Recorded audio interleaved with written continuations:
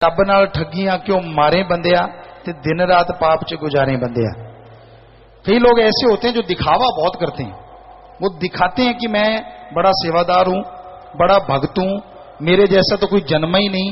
पर वो जब तक सत्संग है, पीर फकीर सामने होते हैं तो वो ऐसा ही दिखाते हैं, दूसरों से ज्यादा सेवा करना, ज्यादा भक्त दिखाना अपने आप को, और आगे पीछे उनके सारे काम उल्टे होते हैं।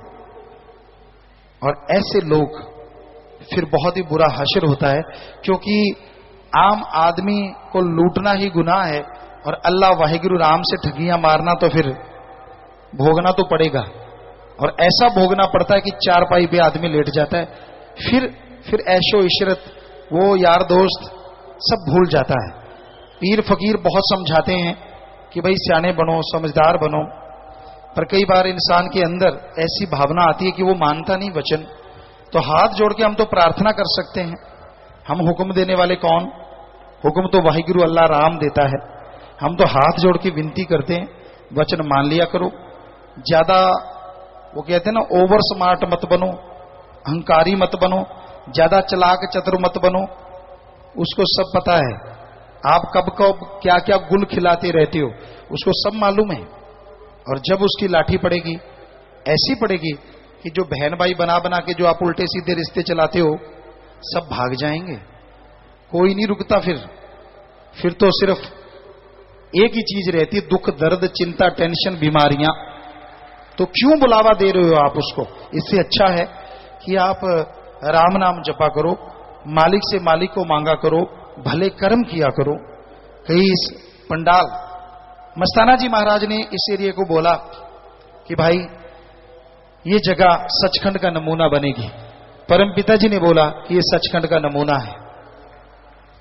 तो ऐसी जगह पे जब आप कोई बुरा कर्म करते हैं, पीर फकीर के वचन काट के आप अपने मन मर्जी से ऐसे कर्म करते हैं, दिल तो करता है कि ऐसे लोगों को खड़ा कर लिया जाए और साध संगत को बता दिया जाए कि ये सज्जन हैं जो चतर चला के। यहां देखेंगे आप, वो महान सेवादार बनते हैं, लेकिन जब भी हम कभी सत्संग करने चले गए या इधर उधर, तो फिर उनका हाल देखने वाला होता, वो क्या क्या गुल खिलाते हैं।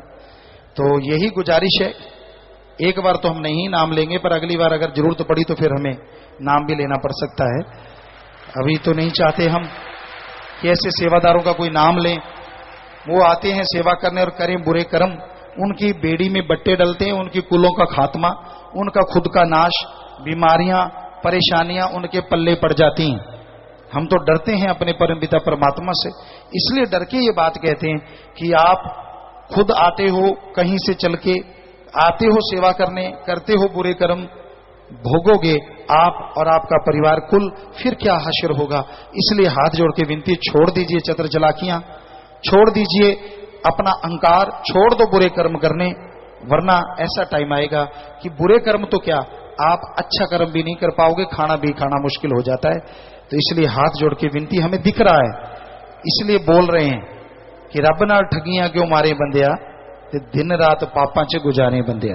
वो हमारे सामने बड़े भक्त बनते हैं, बड़े सेवादार, यूं ज्यादा दिखाना, ज्यादा कर्म करना, परमार्थ के कर्म, वो सब धरा धराया रह जाता है जब इंसान वचन नहीं मानता।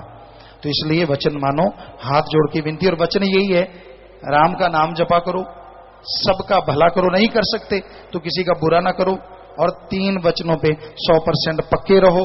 सेवादारों के लिए जो वचन पीर फकीर कहते हैं, मालिक के परमात्मा के, संतों के वचन नहीं होते, अल्लाह वाहिगुरु के, वो तो बताने वाले होते हैं। तो उन पे आप अमल करो ताकि आपके आने वाली जिंदगी में दुख ना आए, दर्द ना आए, परेशानी ना आए।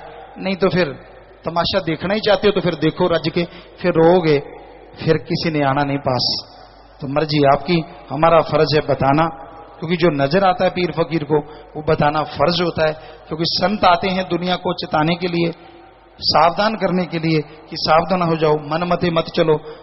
आखिर कितनी देर आप ऐसा करते रहोगे? कोई तो टाइम आएगा। तो इसलिए आपसे गुजारिश है, हाथ जोड़ के विनती है कि आप अच्छे कर्म किया करो, भले कर्म किया करो।